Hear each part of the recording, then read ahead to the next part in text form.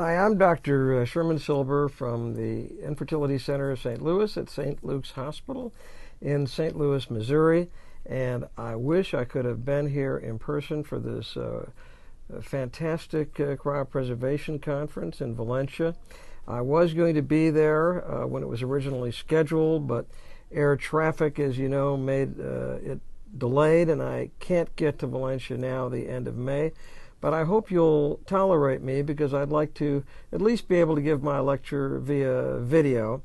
You can question me at any time by just sending me an email, and I'll be glad to answer any questions, even though right now I can't because I'm not in Valencia.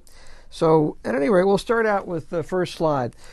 So this is a talk on the preservation of fertility, fresh and frozen ovary transplantation, not only for cancer patients, but in general to expand the reproductive lifespan. Now, we had a remarkable series of identical twins, which you may have heard about, that gave us a very unique opportunity that most of the people in this field didn't have, to study a large series of fresh ovarian tissue transplants, and then to study the effectiveness of frozen ovary tissue transplants when the fresh transplants ran out of eggs. So in a very compressed period of time, we were able to develop a large experience and therefore figure out the best techniques for getting successful results. And our successful results are extremely robust, and the whole point of this paper is just going to be that this technique doesn't have to be considered experimental anymore. And we were just extremely fortunate because most people working in this field have to wait until the cancer patient has been cured, married, deciding that she wants to have children. It could be 15 years before doctors are able to see whether their techniques for preserving fertility in cancer patients will work. But we were able to compress it all into a matter of a few years because of this unique series, which I think no one else has ever had the opportunity to study.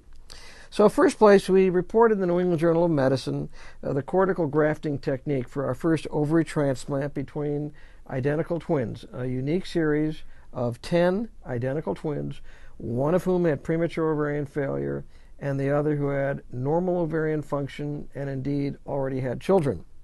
So we used the cortical grafting technique originally described by Gosden, and it's based on the fact that really all of the primordial follicles are located in that outer 1 millimeter of the ovarian cortex of the ovary.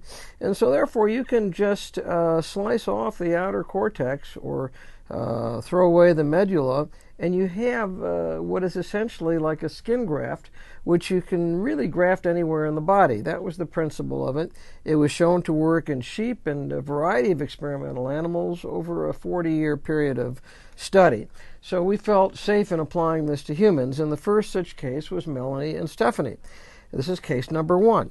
And this is a situation where one twin had undergone menopause at age 14, and the other twin at age 25 was still fertile and, in fact, on oral contraception and already had 3 babies. And they'd already gone through several cycles of IVF with the healthy sister donating her eggs to the recipient who was menopausal, but they didn't get a pregnancy. In the U.S., it's terribly expensive to go through IVF cycles, and they came up with the idea of doing the ovary transplant, because they saw that we had successfully done this with testicles in the 70s, actually, in St. Louis, with young men that were in the same predicament. So this is an ex vivo dissection of the ovary, where we strip off the cortex and throw away the medulla. And you can even see the craters in there where they were developing secondary and antral follicles. And all we do is we just empty all that out, so we're just dealing with the thin cortex. And then we take a portion of the cortex and transplant it back to the recipient, and another portion of it we freeze for future use. So we're freezing spare tissue. And we used, in the old days, the slow freeze cryovial technique, originally described by Gosden and by Newton. But now, of course, you'll find out we recommend vitrification. We think it's far more efficient. But all of our early ovary freezes, beginning in 1996, were with the slow freeze technique, and that's what we did for this first ovary transplant in 2004. And then we did the actual procedure of the transplant according to plastic surgery principles that I don't think were used in the early days of these ovary implantations of frozen ovary tissue, and that may be one reason why we were so successful. Now, first place, we look at the recipient ovary, and we completely removed the cortex of that menopausal ovary, and we verified by histology there wasn't a single viable follicle. She'd been menopausal for 10 years, not a single viable follicle in that cortex on histology. But if there were a viable follicle, we actually removed it, and it's in our jar in our histology lab. So therefore, we could be sure that any pregnancy resulting from the transplant undoubtedly came from the transplanted tissue rather than from residual tissue. So this is the recipient ovarian medulla, which is exposed, and this is always bloody.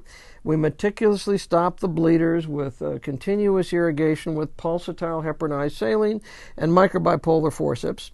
And once we get adequate hemostasis, then we place the graft on top of the exposed medulla, and we suture it in place. And you'll notice that the sutures are virtually invisible to the naked eye. We did this all under the microscope with 9-0 and tannonylon sutures, and you can even notice we have sutures in the middle of the graft. The whole idea is this: any plastic surgeon will tell you that if there is so much as a tiny microhematoma forming between the graft and the graft bed, that area will die. That area of any skin graft will necrose and die. So our principle was to actually, and plastic surgeons use pressure dressings, but we certainly couldn't do that intraperitoneally.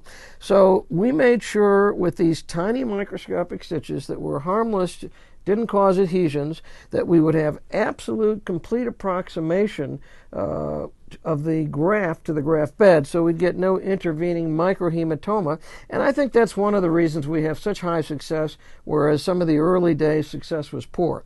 And so the surgical principles that we used and practiced on in these early cases are as follows.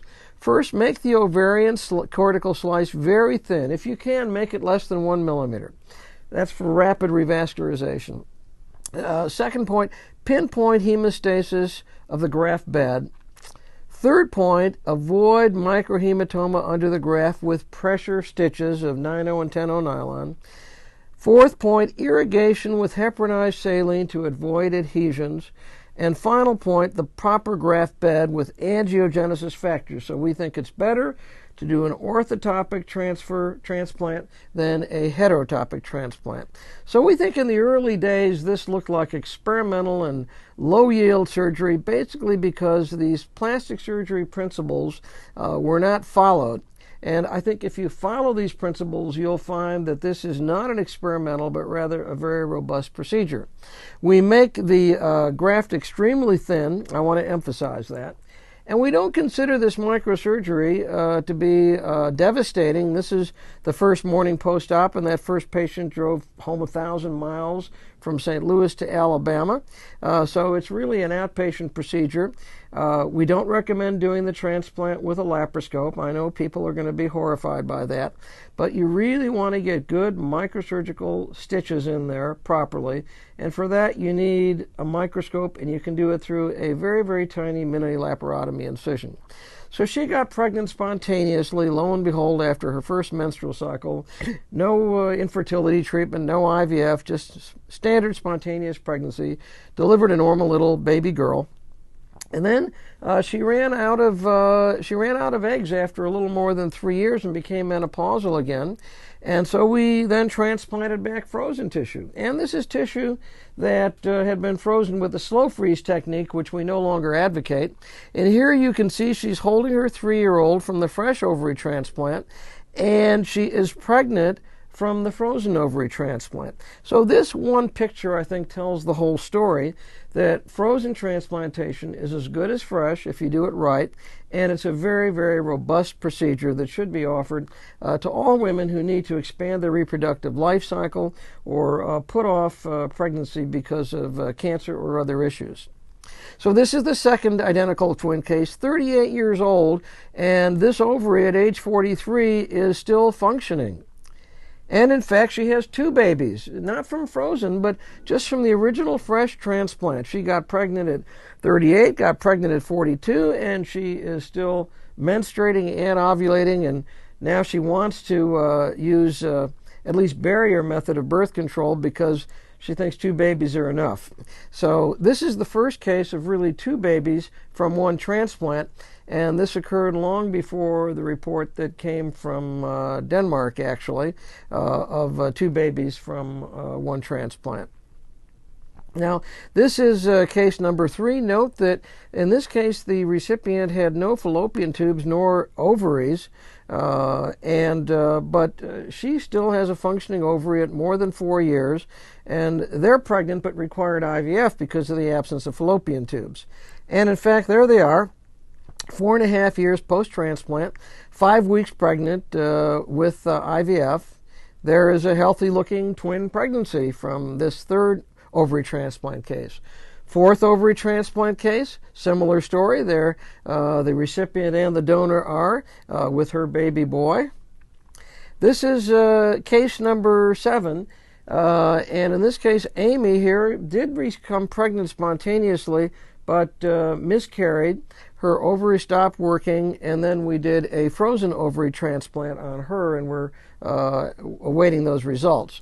Now, this is a different case, and you see we order them in the order that they originally called us, but this is Anna and Rachel, and this wasn't an issue of just genetic premature ovarian failure, but what happened was that Anna developed acute lymphocytic leukemia, received a bone marrow transplant from Rachel, her identical twin sister, was cured of her leukemia, but sterilized as a process of her bone marrow transplant. So this involved chemotherapy and radiation, and we did an ovary transplant to her, and she had several miscarriages, but finally delivered a healthy baby boy. Now, there was absolutely no ancillary treatment to have this baby boy. There was no IVF, there was no gonadotropin stimulation, just a spontaneous pregnancy. And this is Stacy and Tracy, another interesting case, which I could talk for hours about imprinting defects in identical twins, but don't have the time for that in this particular lecture. We've got beautiful genetic studies going to try to determine what exactly is the genetic difference between the sister who underwent premature ovarian failure in her teen years and the sister who has a normal ovarian reserve, but I can't go into that in this lecture. But at any rate, there they are with their baby shortly after their ovary transplant. And this is finally a identical twin case that insisted on us doing a microvascular procedure because she was hoping to have a longer duration of function. So this is our first microvascular intact ovary transplant. This was not a cortical transplant. And there you can see the venous anastomosis with 9-O-nylon sutures, and you can see the arterial anastomosis with 10-O-nylon sutures. And there you see her normal 17-week ultrasound, normal pregnancy. Again, no other treatment, no IVF, no stimulation, no IUI. And there's, again, a healthy baby girl that she delivered at 40 weeks. So you can see that this is really a robust procedure. There were 10 patients that presented to us as identical twins, but one of them chose not to have the procedure. So all 9 who had the procedure had successful return of cycling, and 8 of those 9 had normal fallopian tubes. 7 of the 8 with fallopian tubes became spontaneously pregnant, 88%. Patient without fallopian tubes is pregnant with twins with IVF. So we have 14 pregnancies and 4 miscarriages, and 10 healthy babies in 7 of these 9 patients with premature ovarian failure thus far. So we would have to say in this group of patients that this is a very highly successful procedure. Now, let's just look at the summary of the charts here. We have patient number 1 has 2 babies, 3 pregnancies, 2 babies, 1 miscarriage. Patient number 2 has 2 babies. Patient number 3, because of twins, has 2 babies. And then patient number 4 has 1 baby. Patient number 6 a baby, 7 a baby, 8 a baby. Patient number 5 had the procedure when she was 40 years old, cycling up to over 4 years post-op, but she never became pregnant and didn't wish to undergo any other treatment. And this patient had a retransplant of frozen tissue, and we don't have a baby yet from that. Now, if you look at the chart showing the recovery of FSH, they all show a pretty similar pattern. Sometime between 3 and 5 months post-op, the FSH comes down to normal, and they begin menstrual cycling as early as 65 days, or even as late as here, 5 months. But most of them begin their cycling somewhere around 3.5 months. So now if you add up the frozen transplants also, we really have 11 healthy babies with 14 pregnancies, 4 miscarriages. 3 of the 12 were from frozen auto-transplanted tissue. The time to conception varied from just no periods at all to 30 cycles. 1 pregnancy required more than 3 years, and another pregnancy required more than 1 year to occur. And another pregnancy, the second child, occurred more than 4 years after the transplant. So this demonstrates that to have a good long duration of function of these transplanted ovaries is important in order to get the best results. And the duration of function of these fresh ovary grafts was generally 3.5 to 5.5 years. Now, with the 6 cases with natural follicle count in the donor of greater than 10, and abundant primordial follicles on histology, they have more than 3 years duration of function. But there were 2 cases with less than 3 years of function, and they had a low antral follicle count in the donor and a smaller number of primordial follicles on histology. So what would we expect to be the normal duration of function of ovarian grafts if we had no ischemic loss of follicles at all? Well, you'd expect 2 normal ovaries to yield about 25 years of ovarian function. 1/4 of 1 normal ovary should yield perhaps 3 to 4 years of ovarian function if there is no egg loss from ischemia and no diminished baseline ovarian reserve. So, therefore, there's no obvious loss of duration of function from these fresh cortical ovary transplants. We think that these grafts last just as long as you'd expect them to last if there were no egg loss from ischemia time. So we think there's no egg loss from ischemia time if the graft is thin and if you don't have subcortical microhematomas. But we did notice that there's a 50% loss of eggs or greater from slow freeze. But we'll show you that there's no egg loss from vitrification. So we think if you combine vitrification for freezing and the techniques we use for fresh ovary cortical grafting, you really should have no significant egg loss, and you should have a normal duration of function of the graft. So let's talk a little bit about the frozen ovary transplants. So this is a picture of the first patient and her husband when they came back 4 years later to have a frozen graft because her first graft had ceased functioning. And this was what her first graft looked like under mini laparotomy. You can see the ovarian tissue is now really atrophic looking. We removed the tissue and checked it histologically. There wasn't a single surviving follicle. But you'll also notice we really have no adhesions. So if this procedure is done with continuous irrigation with pulsatile heparinized saline, and there's meticulous hemostasis, as Victor Gomel showed many, many, many years ago, you really shouldn't have adhesions. You shouldn't expect adhesions. And you can retransplant ovary tissue over and over again by thawing the spare tissue and get more and more pregnancies. And this is what the recipient's ovary looked like after she had run out of eggs, no follicles whatsoever. We thawed it, and there was a lot of rough tissue on the inner edge, and we cleaned that out to thin it out. And then we quilted these pieces of ovary together, and then transplanted back this quilted tissue onto the denuded medulla after getting perfect hemostasis. And there's the picture I showed you before with her baby from the fresh transplant and with her pregnancy from the frozen transplant. Here she is with her baby. And then we did a third frozen graft on her 5 years later, and she's pregnant again. Now, this is the first cancer patient, and the second frozen ovary case we did. This is a woman who, at age 19, turned up with Hodgkin's disease, very severe stage Hodgkin's disease, requiring several rounds of chemotherapy, a bone marrow transplant, 2 bone marrow transplants. And she's now a survivor, and she's married, and here she is, 31, 11 years later, and coming back to have her frozen tissue transplanted back. This is what her frozen tissue looked like 11 years later, post-thaw. It looked really very normal. But we've demonstrated in prior studies that slow freeze will kill about 60% of those follicles, whereas vitrification doesn't seem to have any negative effect on any follicles. And maybe I can just show you a little video. How long has it been now since you've had our interview with her? It's been it'll be 8 years in September.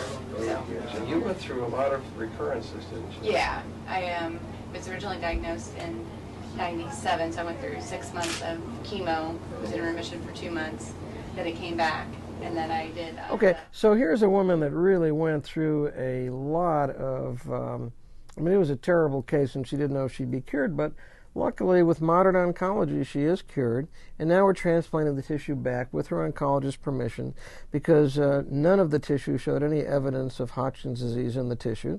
And we're thinning out the thawed tissue. There it is. You can see all the cortical follicles intact. We're quilting it together. I'll show you a little video of this.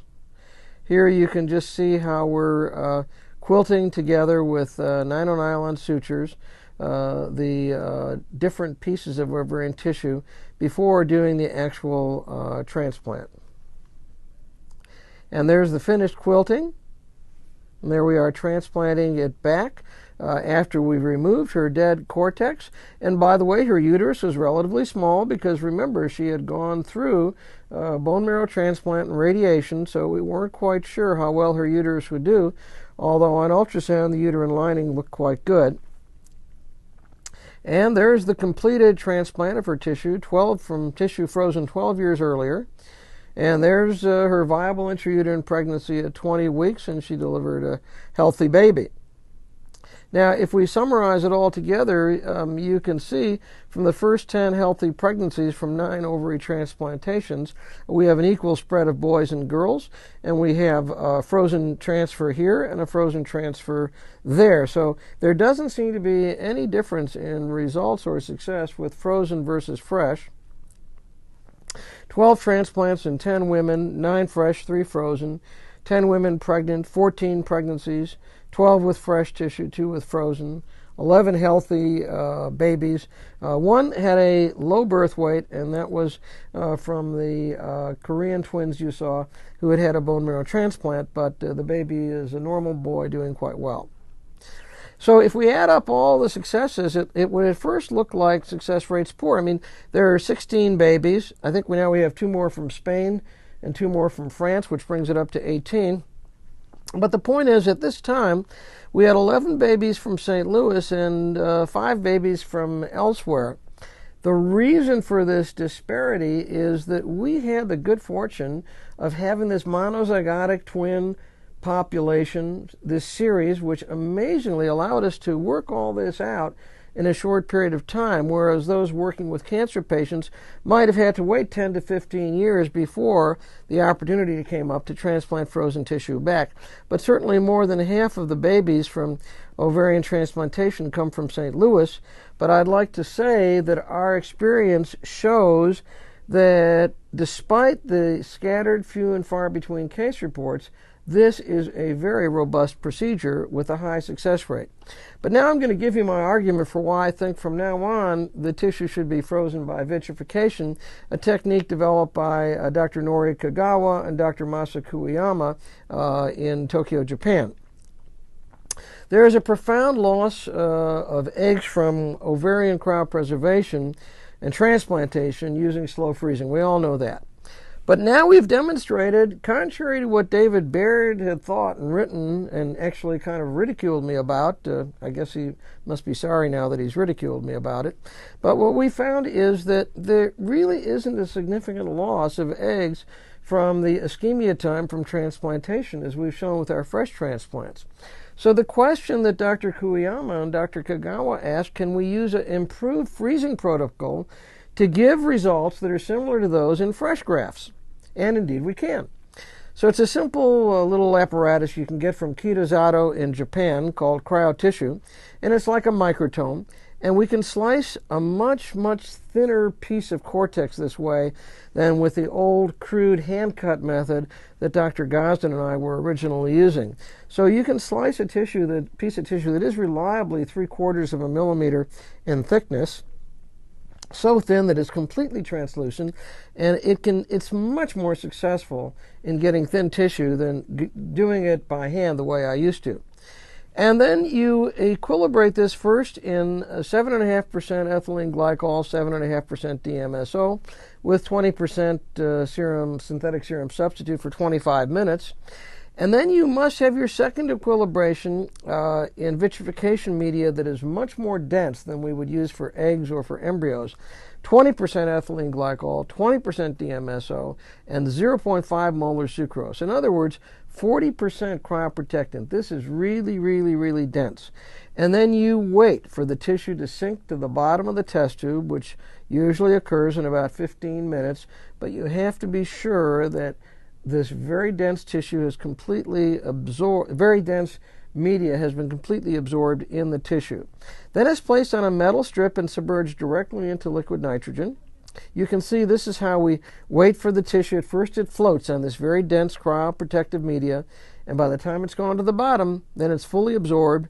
Then you can put the tissue strips on the cryotissue copper grid, and then you can directly immerse that in liquid nitrogen and put it away in storage after you put a safety cover on it for proper sealing. So for thaw, you just take the metal strip and immerse it directly into 1.0 molar sucrose at 37 degrees for at least 1 minute, and then transfer it into 0.5 molar sucrose for 5 minutes at room temperature. Wash it twice then, and you can see there's no ice crystal formation. And this is a beautiful technique because you can tell at a glance if you screwed up or not, because you'll see ice crystal formation, and there should be none. So this is what the fresh human tissue looks like pre-freeze, and this is what it looks like post-vitrification. There is absolutely zero change in viability or in histology of the tissue when it's been vitrified. And these are just a table of something we reported in RBM Online, showing the no difference between controlled and vitrified tissue, but a dramatic loss of oocytes with slow freeze tissue. And then this is our first, we did our first vitrified transplant. And again, we thaw the tissue and we quilt it together. And this is was fresh transplant case number 9 and frozen case number 3. Became menopausal at 2 years post-transplant, no eggs left in cortex, but spare tissue had been vitrified. I want to make it clear that this is an interesting case. The donor had a good ovary with 17 antral follicle count on one side and 5 on the other, but she only donated her bad ovary, the one with an antral follicle count of only 5. So that's why that transplant didn't last long.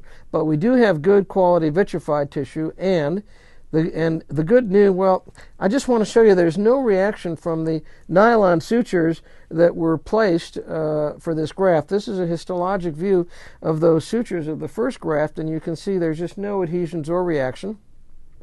This is the completed transplant, and there again is the patient 1 day post-op. It's not a difficult thing for them to go through the mini-lap. And I just want to show you this graph because this is a graph of how long it normally takes for the serum FSH level to come down to normal. But this is a graph of this patient with vitrified tissue transplant where she had her first period at 42 days and her FSH came down to normal really by 45 days when we did the day 3 FSH. So how could that be that a frozen tissue would do better than any of the fresh tissues or any of the other frozen tissues? And the reason can only be, number one, no difference between fresh and frozen tissue when vitrification is used, but maybe more importantly, This is the first tissue we've transplanted back that was sliced with that thin Kitazato tissue slicer that gave us a much thinner transplant and therefore a faster revascularization.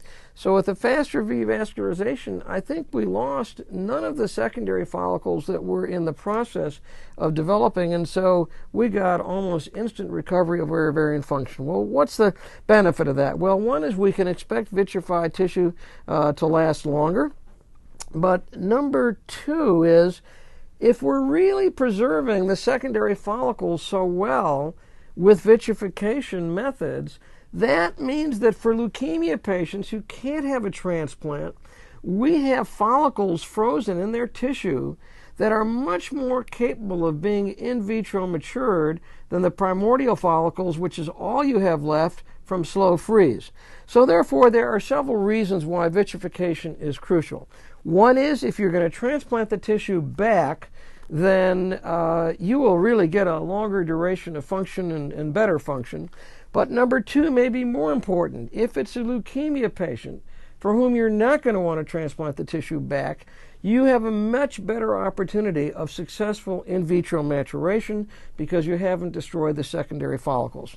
So I want to thank you very, very much for allowing me to make this presentation by video, even though unfortunately I could not come to Valencia at the time of this rescheduled meeting.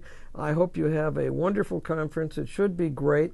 And the message I'm trying to give with all this data is that I think that ovarian freezing and transplantation has come of age. Vitrification is crucial. Microsurgery is crucial, and I think it should no longer be considered an experimental procedure. And I'll be happy to welcome any questions through my email address.